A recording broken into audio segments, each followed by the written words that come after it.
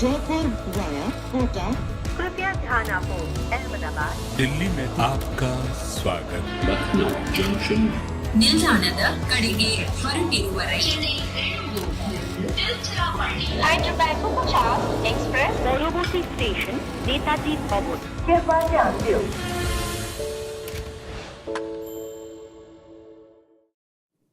It's the battle of the kings. Chennai take on Punjab today. One team that relies on their experience. The other team whose inexperienced caps have entertained us a whole lot. Here we are at Cricbuzz Live. I'm Saiyami. I have two very experienced senior statesmen, Mr. Harsha Bhogle and his neighbor, Lisa Sthalekar in the house, who entertain us a whole lot. So it's going to be a lot of entertainment today. Oh, I apologise. See, it's already started. But you are the senior member of She used to come Cricbuzz for Live. holidays next door to where I used to live. I didn't know at that point. And now she's sitting right next to you. You're She's neighbors on again. Gamdevichi mulgi. आपण सगळे महाराष्ट्रीयन है ना, just Lisa. Lisa Feistikar and Lisa Feistikar, Harsha Bhogle. But Harsha, we are very happy to have you here because the last time you were here, remember who ganged up against you? I know. So we are looking forward to it. I remember that show very clearly. He I went do back too. a changed man. I do too. But we missed you yesterday when there was a whole lot of discussion and very serious conversation because we know what happened yesterday. So we just want your reactions on Team India and what you feel about the team that was announced. I'm a little surprised that they've gone in with just three quicks. They've obviously assumed that the tracks in the West Indies, where the business end of the tournament will be played, are going to be slightly slowish, slightly sluggish. Lisa knows those conditions far better than I do. And so they've gone in with that. I also think it's a huge vote of confidence in Hardik Pandya, the bowler. Because when you play three seamers, if you want to play three spinners, you have to play three seamers. If you play three seamers, then Hardik has to do the heavy lifting over there. So this is a big vote of confidence. And if you notice, every team that's been picked so far has slightly erred on the side, when in doubt, pick an extra spinner. So I picked an Australia team as well. I just didn't put it out. And my team had Ashton Agar in it. And I was told that maybe they won't pick him because they're not quite certain of how he turns up on the big day. But they have also gone with the extra spinner. Yes. England have gone with Tom Hartley, which was a predictable selection. They've gone with the extra spinner. So everyone's sort of betting on the tracks being a certain way. If they are that way, that's the best thing that can happen to India. Well, we have Harsha Bhogle in the house and I can go on for 40 minutes only on the team selection. We all know that we want this opinion on the team selection and Lisa, the Australian team is out. But we have to also discuss what's happening today because Punjab are taking on Chennai. Punjab have won the toss. They've decided to bowl first. And Shikhar Dhawan was not at the toss. So Sam Curran was there. It looked like Shikhar was fit to play but doesn't look like he's But fully the coins fit yet. they use in Chennai, they first ask Ruturaj, what are you going to call? And then make a coin with two of the other. Never wins a toss. Yeah. Poor guy. I think with Shikhar Dhawan, he would have probably done a fitness test. And given his age as well, now comes into it, is he fully fit? I don't think he can come and play when he's 85, 90% anymore. So I think they've made the right call, I guess, in terms of that. And you've got a winning team, right? As soon as you bring him back in now, then you have to change the balance. And when you're winning and such an emphatic win last game, you don't really want to upset the apple cart. Well, they're coming off that record win against KKR, but they will be a little nervous because they have to win everything that they play now. Punjab, this is do or die for them. And we know they love playing at Chepauk. We know that they've got a good record against Chennai, but they have very difficult fixtures coming up. They are playing Chennai again next in Dharamshala. So they have to beat Chennai twice in 5 days. Yes, travel all the way to Dharamshala, then travel all the way to Guwahati, then come to Hyderabad. That Guwahati-Hyderabad flight is also a very long flight. Dharamshala, small planes, hopefully they'll have a charter. Otherwise, you go Dharamshala, Delhi, then Delhi, Guwahati. So there's a bit of travel for them. But they play well in Chennai. Yes. I didn't realize we've all been around the IPL for ages. If you had told me after 32 games, it's 17-15, I would have struggled to believe that. So there tends to be a bogey side, right? You look at how many titles Chennai have won compared to Punjab, right? It's ridiculous the difference. 5 times as many titles as Punjab have made the playoff or something like that. No, they made 2 playoffs. Yeah. So, but there is always a bogey side for whatever reason. They just match up better, or conditions suit that side when you meet them. You've got to go back to April 2021. It's the last time that Chennai beat Punjab, And it's a long time ago, considering we know how Chennai is when they're at home. They don't let anyone win, do they? And this year is similar but different, because this year the pitches are not what made Chennai so difficult to play in Chennai. So this year the pitches are, last 2 games Chennai batted first. Yes. And they made 210 and 212. 210 and 212 was as far away from Chepauk as that Marina Beach's outer reaches are. But you're getting those runs. So this time the fact that they're still winning that much at home is very creditable, because you think of Chennai and you think, they'll play 3 spin bowling options, they'll do something else over there. They're winning more with their seamers. But what has changed? Because I think it was 2019 when they relayed the pitches from the red soil to the black soil. So what has changed this year in particular? I have no idea. Everyone's scratching their head, I genuinely think. And maybe it goes, Joy and I were discussing last night, maybe there's been a mandate kind of passed down from BCCI that they want certain pitches, certain standard of pitches to be produced for IPL, which may help the Indian side, be able to be successful abroad as well as at home. So maybe that's it, but we're all just kind of guessing. There is this feeling that a good pitch is a pitch that eliminates bowlers. We always say, this what season, a good it feels pitch. like that. Yeah, but yes. everyone says, what a good pitch. And I ask myself every time they say, what a good pitch, what about the other half? Well, Does it the other almost half feels think- as flat as this white table here, the correct. pitches we have seen in this IPL. So does the other half think it's a good pitch? And I don't agree. I think anything above 200, 210 is not a good pitch. Anything above 260 is...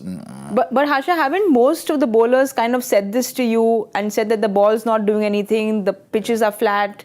So the bowlers are complaining, but only Harsha is listening. So... And it doesn't matter if I listen or not. And unfortunately, bowlers, he cannot do anything to change. He can't change the rules. He can't change the pitches. Change the ball, sir. Go on. I said that right in the beginning. I said, get a Duke's ball. Get a Duke's ball with a nice wide seam and let the ball swing for longer than you can see. Yes. Now, if you see a ball swing, you're so surprised that by the time the surprise dies down, the ball stops swinging. It's that in 3 overs that happens. But If that, sometimes. yeah. The only one who's really getting to swing well is Trent Bolt. The only bowler who matters from our southeast. But Lisa and Harsha, it's quite a task to beat Chennai in Chennai. To do that, you need to do probably what Sikandar Raza did last year, what Stoinis did a few games ago. But this team, this Punjab team, has been coming up with some really, really exciting games. So their team is high on confidence. So when you get in with a 262, you chase something down, the whole team's morale is very high. It's exactly how you want to get into Chennai. One thing I love about IPL is you literally ride the highs and lows of it. So there would have been cakes, there would have been dancing, there would have been drinks, there would have been a late night, and then you lose and all of a sudden there's a crisis meeting, So you kind of go through this through the IPL. At the moment, they're coming in on an absolute high. But the most pleasing thing is some of their uncapped players have been able to be consistent throughout this IPL. So it's not a one-off. It's not just, okay, this is great. We've seen something for the future. Now, these guys, Ashutosh and Shashank Singh, have been able to really go hard and create games and victories out of thin air. The missing piece was Johnny Bairstow. Yes. And now he's figured it out, and I hope for his sake that he's able to kind of back it up. Because if he does, he'll give you, like we saw the other day, when he gets going, he'll plunder the bowling and just give you 100. When he gets going, he's a spectacular player to watch. And when he gets going, I think the only one I can compare to is Goetze's celebration. They both start popping their veins, so it almost feels like whose vein is going to pop. Kudzi, I genuinely feel worried for. Yeah, but Bairstow was also very close to him. Yeah, I'm gonna ask him to put tape all over here like this and just press the veins down. And Bairstow, just because when I think north of England, do they have slightly fairer skin because then the veins stand out even more? So Because I don't see the sun very much. could be. Is that also why the hair is redder?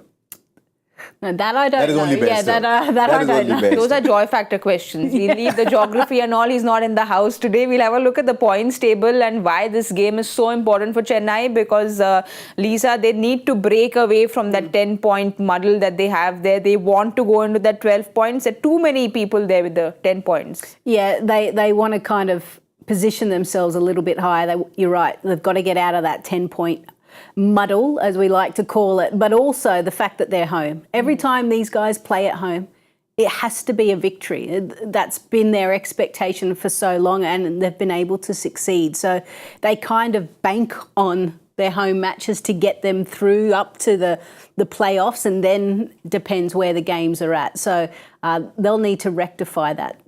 But we said even yesterday that there's something missing. That this Chennai side is slightly different.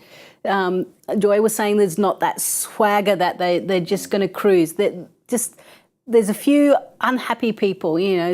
Fleming has been talking about, you know, the pitches not quite being right. It's normally a very quiet side where you don't hear a peep out of them, and they just keep putting the same 11 up and then they keep playing. But this year's it just hasn't quite clicked for them, I feel, even though they're still up there. In fact, I was slightly contrary on Chennai this year. Even though I had Chennai in my list of teams to qualify, I don't think they're an intimidating side this year.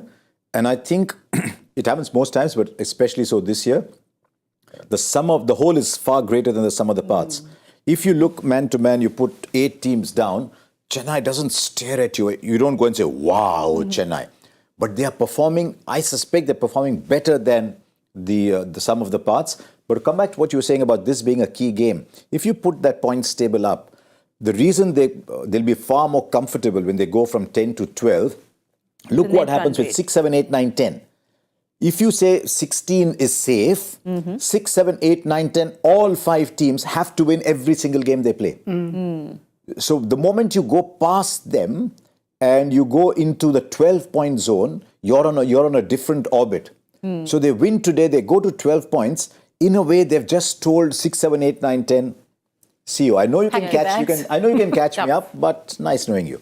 Well, like you said, for Punjab, if they don't win this, it is the end of the road for them. We'll have a Only look at... Deepu will be able to find how they there get will there. be. There will be the hardcore RCB, MI fans who will say if it rains and then if this happens and there's these tables that come out. But realistically, logically, is the end of the road if you're at... You'd imagine, there are very few IPLs where you qualify with 14. The only way a team with 14 can qualify is if RR, KKR go and win everything and they get to 20 points each or something, and then there's a bit of a muddle at 14. That's the only way you can get through with 14. Well, Punjab needs to win today. Let's have a look at their playing 11, if they've got any changes or not. They go ahead with the same playing 11, and Sam Curran's up there with Johnny Bairstow.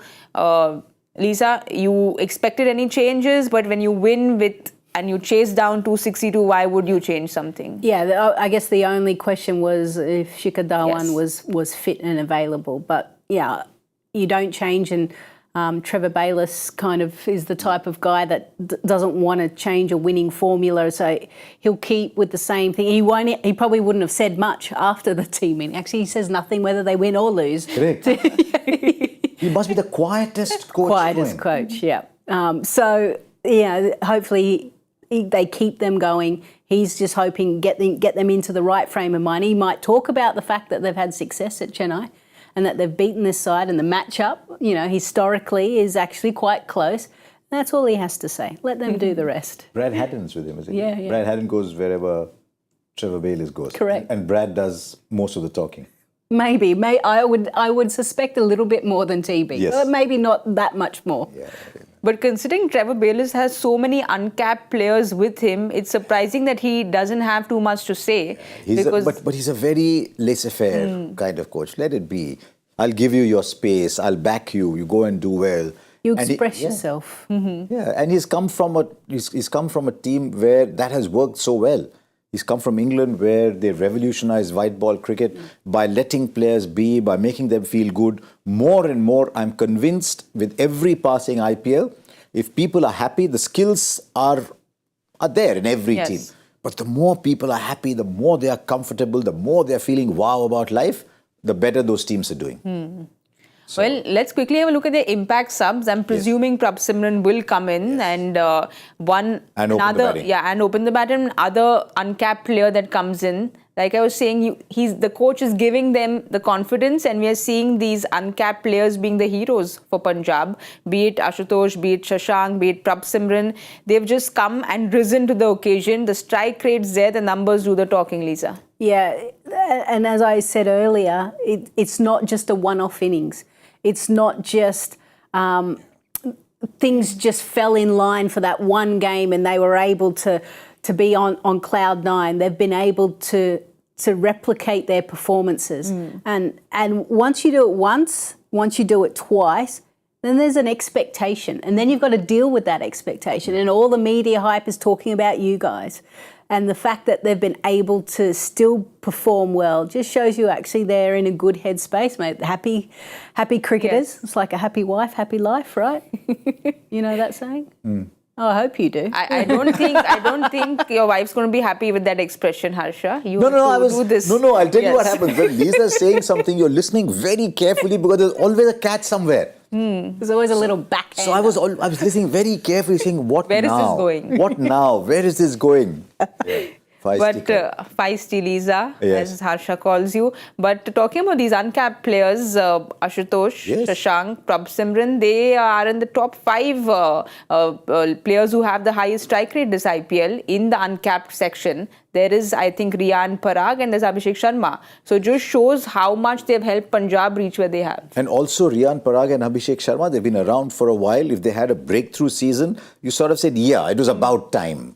And also both who've had fantastic domestic seasons because they've been in the spotlight before, you knew about them.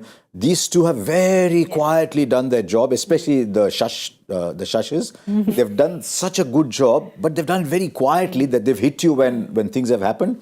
And as we saw with Shashank, hit was the right word the other night when they chased down 260. Yes. I think he forgot that you're allowed to hit fours. I think that's happened to him a couple of times Yeah. this season. So they're just hitting, and the only reason they can do that is if they've been given the complete freedom to go and to go and bat like that. So, All right, let's have a look at Chennai's playing 11. Usually it is copy-paste, but not today. Richard Gleeson comes in. He's making his debut. There is no Pathirana and there is no Tushar Deshpande either. Tushar is unwell and Pathirana has got the niggle. So we've heard that word very often. Chennai will not be happy because we've seen Pathirana and Tushar do very well for them. I've seen Richard Gleeson bowl when he played against India, and you suddenly said, wow, who's this bowler? Because he was coming in, he was hitting the deck hard, he got 3 or 4 wickets. Slightly different surface here. He's 36 years old. So he would have almost given up on his dreams of playing on a big stage. If you're an England player, there are 2 big stages for you. One is, of course, to play for England. The other is to travel and play the IPL. He's played the Big Bash. He's played in the Bangladesh Premier League. He's done the hard yards. He's gone around everywhere. But for him to play, so if he cannot be overawed, because for him, this is just a great moment where someone suddenly remembered Richard Gleeson and said, we like you. So it's a great feeling for Richard Gleeson. Can he keep that sense of awe away? Because that happens with a lot of overseas players. If they're not major stars who've been on the big stage a lot, they come to the IPL. He would not have seen so many human beings in one area. And the atmosphere in Chepauk, it's difficult not to be an awe, I'm sure. But he's wearing yellow. So that's at least something in his favor. But yes, that will be the factor. He hits the deck hard. He's a good bowler. There's no doubt. So, but they are a six bowler side. So he'll be okay. Yeah. We'll have a look at the impact subs for Chennai and see who's going to come in. Oh, wow. It's an all Indian impact sub list there. I don't know if this is the first time we're seeing this IPL. So Chennai are going to be bowling second, right? Yes. So you would expect either a Mukesh Chowdhury maybe to come in, because with a dew you wouldn't want another spinner. I liked what I saw a couple of seasons ago when Simarjeet was playing. Mukesh Chaudhary and Simarjeet were bowling for CSK, and he was bowling good swing, decent pace. So I don't know whether they'll let him go. They already have 4 seamers though, so I don't know how they'll use that. They already have 6 bowlers in their batting side. Well, we have a question for both of you all, experienced people in the house. Let's have a look at what one of the fans has to ask. Mihir asks us, despite his best season with the ball in 2023, Jadeja has often been overlooked for India in T20Is. How big an asset is he on the Chepauk track?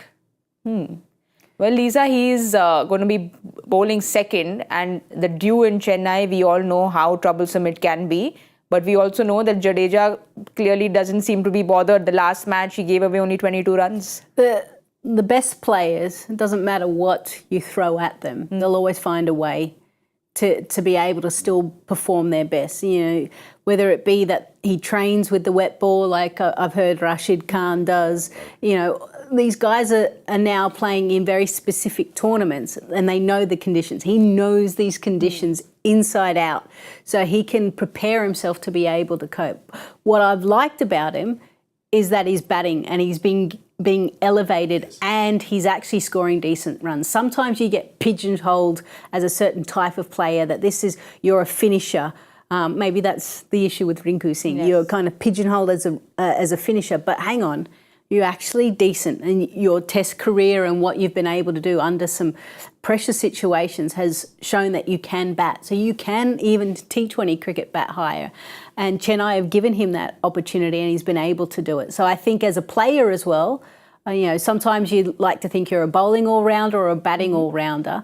I'm not sure what he thinks he is, but he's showing that he can actually be quite good at both skill sets. Yeah, I don't think he was dropped last time. Last time he missed the T20 World Cup because he was injured. Him and Bumrah were both injured, and he's actually played a T20 World Cup, if I remember, as far back as 2009. I think he played the T20 World Cup in England. He was just a young kid. He was just thrown in. But now he's a very seasoned player. The big confidence of getting those 10 off 2 balls last time. But as a bowler, I find him fascinating. Actually, I had a question for Lisa. I've put that phone away because I want to use my fingers. No, the trajectories they bowl at, because you asked about bowling with a wet ball, the trajectories they bowl at are vastly different. Lisa's trajectory was much more like that, loopy, whereas he was like this. So when it's a wet ball and that seam is sort of like a soap almost, you can't grip the seam. As a spinner, what do you do then? Hey, you have to experiment, but your fingers... The trick for spinners is you use the seam, right? Because that's where you get the most revs on the ball.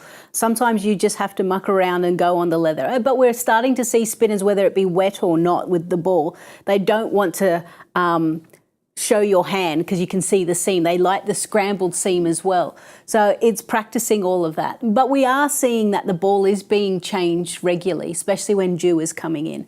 So you kind of actually, it's not always throw the ball to the seam bowlers because the spinners can have just as much effect. But you're saying use the leather, the leather more. Correct. So your fingers go on the leather more than the seam because sometimes it's so wet.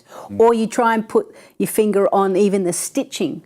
So not on the actual seam. So you've got to almost muck around and find out where is the driest part of the ball to be able to... It's most comfortable to grip. Correct, yeah.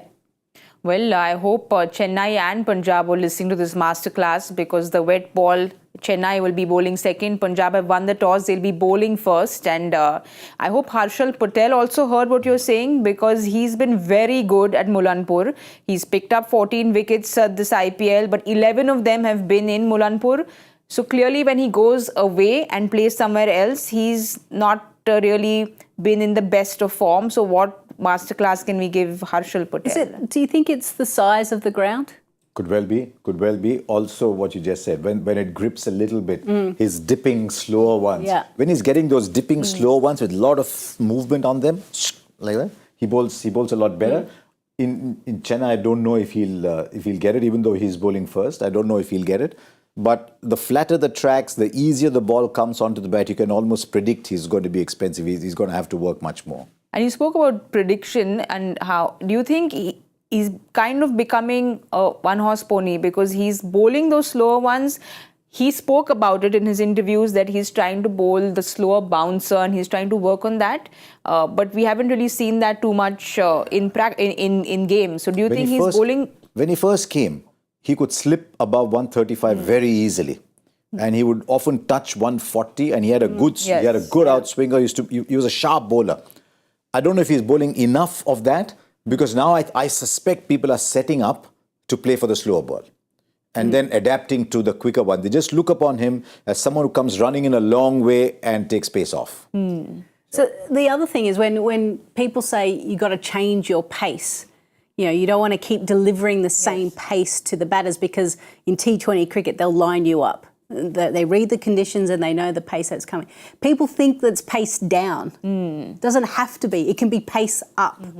And I think that's the most important thing for young players out there, that it can be pace up. So bowl the faster balls. So we've seen Mayank Yadav come in. That 150 mark is a hell of a lot harder to hit than the the early 140s.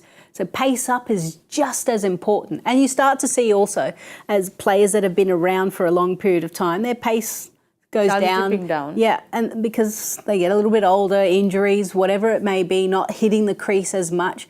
So sometimes as a fast bowler, you sometimes need to focus on bowling your faster ones as well. Well, he is going to be bowling the slower ones and faster ones to someone who's been playing pace very well, Ruturaj Gaikwad. He started, I think, on the first, second gear in the IPL and he's now moved to sixth gear. He always does that. Yeah. It's amazing. I saw some stats of him in the first 3 games of an IPL. Just as well, it's a 14-game IPL because he just seems to get better and better. It's almost like his strike rate starts up. It's like a beautiful curve. It just goes up like that, whether it's his innings or whether it's the tournament itself. But he is playing so well. I mean, if you just came out of nowhere, saw Ruturaj Gaikwad batting in his last 3 or 4 games, and you said, this man doesn't make it to the Indian team, then this Indian team must come from another planet. Because he's batting, wow. I mean, I saw one of the Chennai games where he got 100. That was a game Stoinis got 100. Stoinis got 124. And he was batting like he was in complete control. And he was saying, I don't need to hit sixes. He was hitting 180 without hitting sixes. And he's batting beautifully. So I looked at him batting that day and I thought, wow, he's probably going to be our next ODI superstar as well. Because he was batting so easily. And also, the next game he gets 98 and he still bats the same way. And also finding those gaps, because he's spoken about that and it is something that Ricky Ponting had spoken about. He says that I don't see the fielders, I look at the gaps. Looks like that's what Ruturaj Gaikwad's doing because he constantly gets those gaps. Yeah, and what he does really well is he has little subtle changes with his wrists. He's able to, like you said, see where the gaps are. And I almost likened it to Michael Bevan in his heyday. It's like the ball will bounce there. I've got at least 3 options of where I can hit. It feels like Ruturaj has got about 5. It doesn't matter where it's bowled. He goes, yep, I can put it over there. I can walk inside. And he's got everything. But the main thing is that he's making the right decision at the right time. So what that tells me is that he's picking up line and length really quickly, straight out of the hand. So that it feels like he has even more time than anyone else. And also, the pressure of captaincy clearly is not being shown on him. We are seeing Hardik and Gill, who are the newer captains who haven't performed. The players haven't really performed like they were in the previous seasons, but Ruturaj, captaincy and the player have been separate. Yeah, whenever I've spoken to him, he's just come through as someone who's very calm. He's very CSK. He just comes through as being very calm, very relaxed, as if to say, nahi halat nahi, if it doesn't happen, no, it's okay. So he comes through whereas I think Hardik this year, because of all that happened around MI, he had to be wound up. He would have to come from another planet not to be wound up. So you can understand where Hardik was, because don't forget he's had 2 fantastic seasons as captain for coming. And Gill strikes me as being very, very ambitious. So maybe Gill has gone to Gujarat saying, I'll show them it wasn't Hardik's captaincy. So maybe they were trying too hard to say, you know what, this is what I can be. Whereas if you notice when Chennai are fielding, Ruturaj being one of the better fielders is almost inevitably on the boundary. Yes. But he's very okay with the fact that when he's on the boundary, Dhoni is in charge of the angles. Dhoni is moving his fielders around. He's chatting to the bowler, Ruturaj, but Dhoni is setting the fields in those closing stages when he needs to be on the boundary. It was a bit like that in the early days of Virat's captaincy. Because Virat was sensational round the boundary with his athleticism, Dhoni would do a lot of stuff from close to these stumps. And to add to that, you look at how Chennai and their management are. They seem like the one franchise that keeps the owners away. It's everyone. Yeah. They're able to separate the two. Yes. And so I would imagine that Fleming and Dhoni have actually gone, okay, mate, you focus on your game. We'll deal with all of it. Because what people don't understand is as captain, you have more press conferences, you have team selection, you probably have to speak to the owners after games when you lose, you have to justify everything. You've got to sit in the batters meeting, the bowlers meeting, if they have all of that. That's so many more extra meetings. But I would imagine for some reason, I don't know this for sure, but I reckon in Chennai, they're saying, no, it's all right, you just do you. We'll look after this, we'll give you the information that you need and away you go. Also, the most difficult thing must be telling good players you're not playing. Yes. How do you tell very good players you're not playing? I mean, Saurabh would say that the moments he dreaded the most in his career as captain, he said, how do I face Anil Kumble and tell him you're not playing? He said, I would be so afraid of going up to him and telling him he's not playing, which is the most difficult part of being a captain. But you talked about keeping the owners away. I think CSK owners stay away. They've run teams for 40 years in domestic cricket. And I think Srinivasan said something at one point. He said, we own the team, not the players. Which is actually a very interesting line. He said, we own the team, not the players. We own the team and then we let the players be by themselves. It's a very interesting thought. It's different from a lot of other franchises. So, I mean, Mumbai are a little different and they still won 5. Chennai are this way and they've won 5. So it's not one way of doing it, but that is the Chennai way. Yeah, but Lisa said that CSK's management says, we'll look after you, you do you. The Cricbuzz management does not do that when it's a joy factor question. They do not support us. They make sure we go through it, so we'll have to... They don't support us either. They put you two with me. Oh, cry me a river, Harsha. Okay, 3 Indian cricketers made their ODI debut on the same day in 2000. 2 of them played 3 ODI World Cups for India, while a third captained his team to a Ranji title. Name all 3. I know one name. One name I know. So I get point whatever. Anyway, we will think about this. We will think about this later because Ruturaj and Ajinkya are already out there. So we have to quickly do our prediction. And Ajinkya are already out there. So we do our predictions quickly. Now you know I really need to go. Chennai today, last 2 games, 210, 212, that kind of surface. I'll go around there only, 208. 208. 193. You were prepared, all right. 193. She's not prepared. Look at that. Yeah, I know her Excel sheet. That's got about 3 volumes of notes in it.